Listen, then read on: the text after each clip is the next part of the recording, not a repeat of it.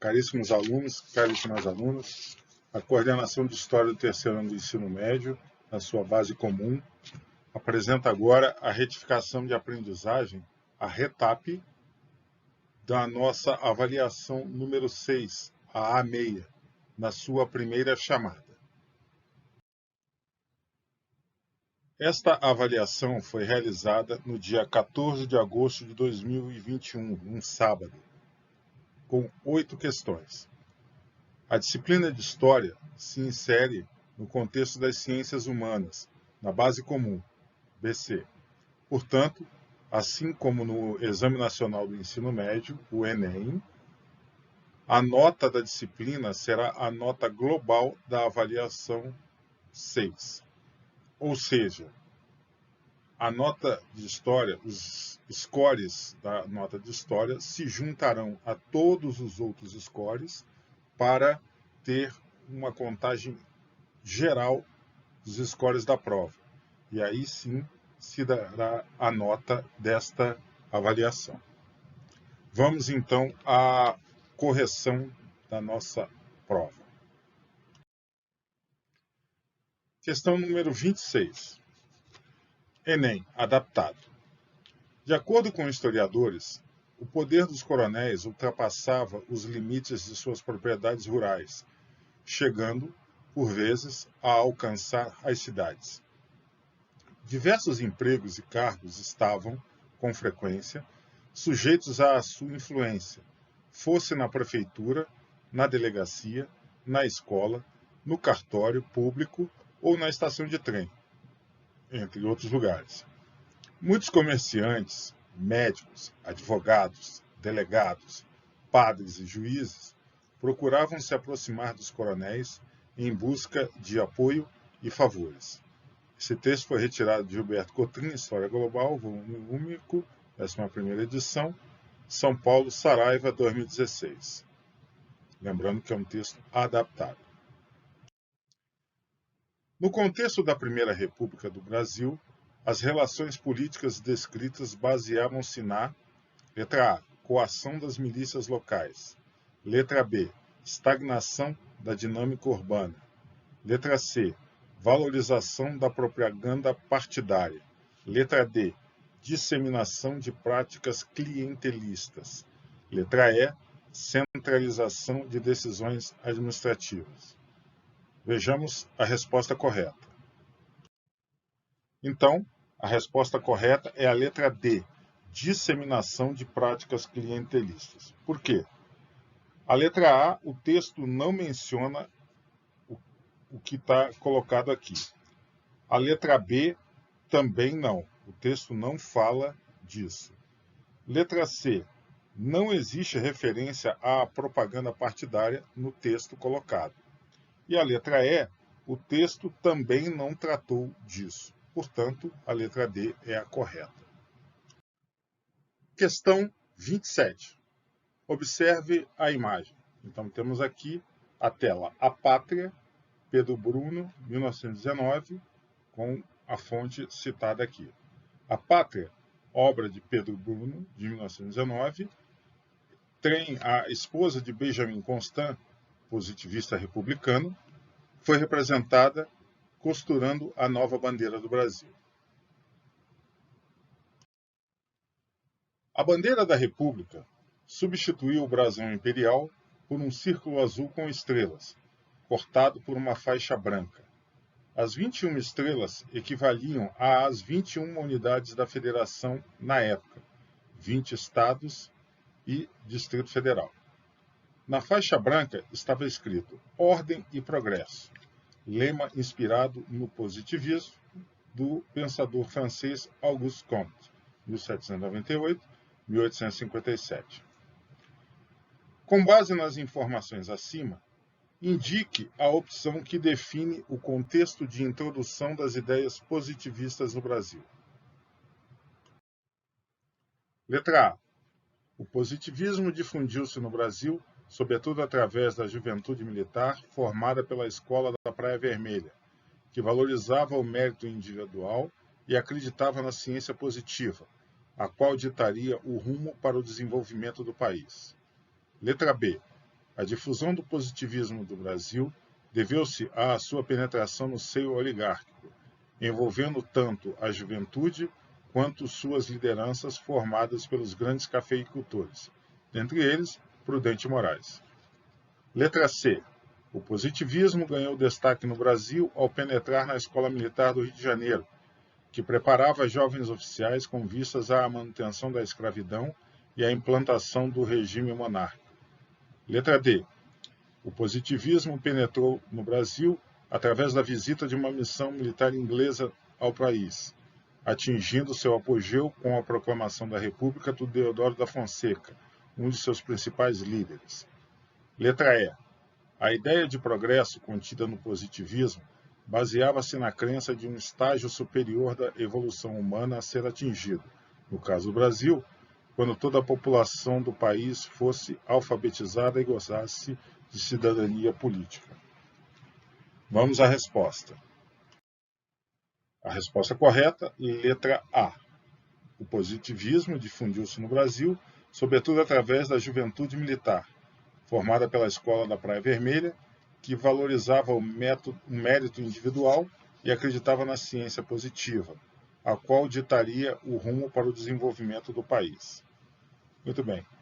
A letra B está errada, porque ela não afetou as oligarquias cafeeiras. Então, isso aí está errado. A letra C, manutenção da escravidão e a implantação do regime monárquico, também está errado, né? Na letra D, missão militar inglesa. Isso aí nunca veio para o Brasil.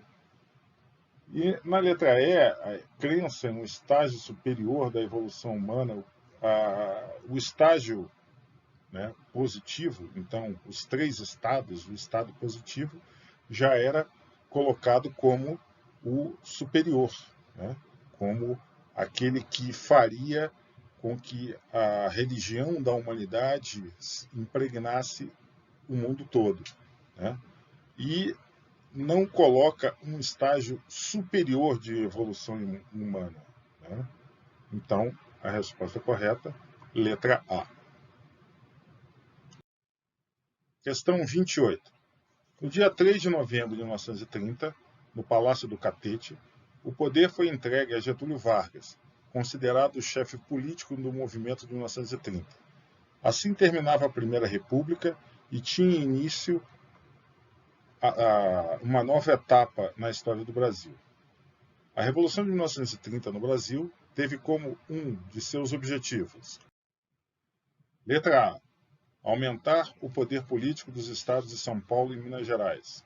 Letra B, aumentar o poder político dos grupos industriais do Brasil. Letra C, alterar a sucessão de presidentes da Primeira República, representantes da Força Militar.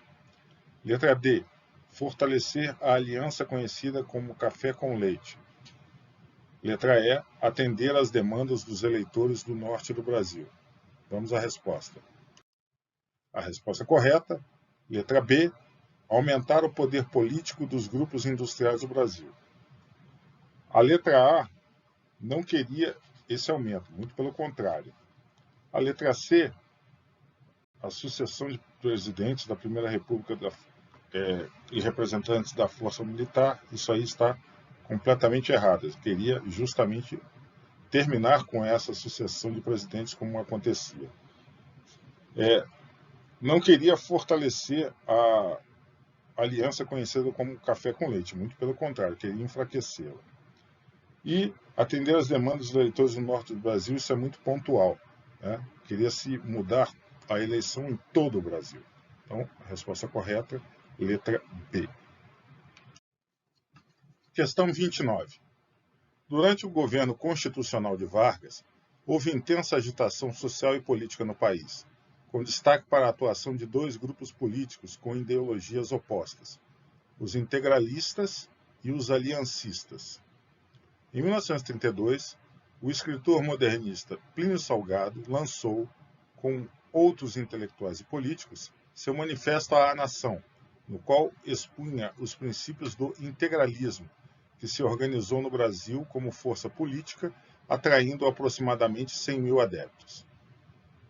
adaptado de Gilberto Cotrim, História Global, volume único, 11ª edição, São Paulo, Saraiva, 2016. Temos aqui, então, a imagem chamando para o integralismo, né, adaptado de uma outra imagem que já existia, um chamamento para a guerra, já na Primeira Guerra Mundial.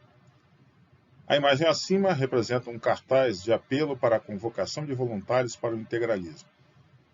Com base nas informações acima, é correto afirmar que o integralismo defendia as seguintes posições políticas. Vejamos as alternativas. Letra A. Imposição de um programa revolucionário, apoiado na luta de classes e sem vínculos com as instituições da República. Letra B. Oposição ao uso da força para atingir o poder e um programa de desenvolvimento agrário. Letra C. Defesa dos ideais socialistas e da internacionalização da economia e o não pagamento da dívida externa. Letra D. Apoio ao imperialismo e a defesa da ordem democrática, exigindo o retorno dos governadores no comando de seus estados. E letra E. Crítica ao Estado liberal, o culto à personalidade do líder e uma proposta de modernização conservadora. Vamos à resposta. Resposta correta, letra E. Crítica ao Estado liberal, o culto à personalidade do líder e uma proposta de modernização conservadora. A letra A não está correta porque o programa não era revolucionário apoiado na luta de classes. Isso aí é a proposta dos aliancistas, então, que estavam mais à esquerda. A letra B, oposição ao uso da força, não era isso, certo? Muito pelo contrário, eles achavam que o Estado tinha que ser forte, assim como o fascismo italiano, né? Defesa de ideais socialistas e internacionalização da economia na letra C. Muito pelo contrário, era um partido extremamente nacionalista. E letra D, apoio ao imperialismo e à ordem democrática. Não, eles eram extremamente nacionalistas e queriam um governo forte, com um líder forte. Então, letra E é a resposta correta. Questão 30. O plano de metas, aplicado durante o governo de Juscelino Kubitschek, entre 1956 e 1960, visava estimular o desenvolvimento econômico brasileiro. Vemos aqui o quadro Brasil, Plano de Metas, Previsões e Resultados de 1957 a 1961, retirado de Américo Freire e et al., adaptado de História em Curso, o Brasil e suas relações com o mundo ocidental. São Paulo, Editora do Brasil, Rio de Janeiro, FGV 2004. Com base no quadro anterior, conclui-se que um dos objetivos alcançados pelo plano de metas foi: letra A, a expansão dos capitais privados na prospecção de petróleo. Letra B, modernização das técnicas de extrativismo mineral. Letra C, integração das redes de transporte rodoferroviário. Letra D, ampliação dos investimentos na infraestrutura industrial. Letra E, não houve movimentação objetiva na perspectiva econômica no Brasil. Vamos à resposta. Então, a resposta correta é a letra D, ampliação dos investimentos na infraestrutura industrial. Vejamos, então, as outras respostas para não caracterizar que elas estavam corretas. Então, a letra A, o quadro não mostra isso. Isso também não é mostrado na letra B e também na letra C. Então, não há como, a partir desse quadro, verificar o que está sendo comentado nas respostas A, B e C. Na letra E, que não houve movimentação objetiva, muito pelo contrário, tanto que o quadro existe e mostra, né, o que se previu, o que se estimava, o que se queria e o que se alcançou. Então, existe essa objetividade. E a ampliação dos investimentos em infraestrutura industrial pode-se notar no quadro que nós temos aí os insumos para a industrialização, está aqui colocado, né? Nós vemos o aço, vemos cimento, vemos até carros e caminhões aqui, fabricados pela indústria. Então, isso aqui está colocado no quadro e na alternativa. Questão 31. A expressão Guerra Fria, utilizada para designar a oposição entre o mundo comunista e o mundo capitalista, que se iniciou após a Segunda Guerra Mundial, indicou, naquela época, a oposição entre duas superpotências sem um combate em grande escala ou confronto direto. Marque a opção que esteja relacionada com as origens da Guerra Fria. Letra A. Criação da Organização do Tratado do Atlântico Norte, OTAN, 1949. Letra B. Eclosão da crise dos mísseis em Cuba, 1962. Letra C. Intervenção militar norte-americana no conflito do Vietnã, 1962. Letra D. Construção do Muro de Berlim, 1961. E letra E. Invasão da Baía dos Porcos, também em 1961. Vamos à resposta correta. Resposta correta: a criação da Organização do Tratado do Atlântico Norte, a OTAN, em 1949. Veja que ele pede as origens, e todas as outras datas são bem posteriores. Lembrando que a Segunda Guerra terminou em 1945. Então, vemos datas em 1961 e 1962. Letra A é a resposta correta. Questão 32. A imagem a seguir é o presidente Juscelino Kubitschek. Antes de chegar à presidência, Juscelino Kubitschek havia sido prefeito de Belo Horizonte e governador de Minas Gerais. Com ele, iniciaram-se novas políticas no âmbito das políticas nacionais brasileiras, principalmente no setor econômico. Vemos aí a imagem e a sua fonte. Nesse sentido, a política econômica do presidente Juscelino Kubitschek, 1956-1960, caracterizou-se pelo: letra A, fascismo, alicerçado na aliança política entre o governo e os trabalhadores e no Estado como principal agente de desenvolvimento. Letra B, nacionalismo, alicerçado na política protecionista do comércio e no Estado democrático de direito. Letra C, desenvolvimentismo, alicerçado no estímulo do Estado à economia e favorecimento aos investimentos estrangeiros. Letra D, neoliberalismo, alicerçado na diminuição do Estado e na desregulamentação dos direitos e garantias sociais. Letra E, liberalismo, alicerçado na abertura do mercado externo e num alinhamento incondicional à estratégia norte-americana da Guerra Fria. Vamos à resposta. Letra C, desenvolvimentismo, alicerçado no estímulo do Estado à economia e favorecimento aos investimentos estrangeiros. A letra A está errada porque não tinha nada a ver com o fascismo. E o nacionalismo protecionista do comércio, na letra B, também não está correto. Também não está correto o neoliberalismo de diminuição do Estado e desregulamentação. O JK não fez isso para caracterizar que o Estado brasileiro, durante seu governo, é um Estado neoliberal. E liberalismo, um alinhamento incondicional à estratégia norte-americana da Guerra Fria, também não, tanto que ele convidou para vir para cá o presidente americano, que visitou o Brasil para se discutir a posição brasileira. Então, o correto, letra C. Questão 33.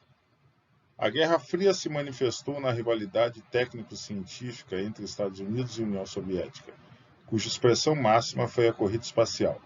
A imagem a seguir é a do homem quando pisou pela primeira vez na Lua. Então, temos aí a imagem e sua fonte.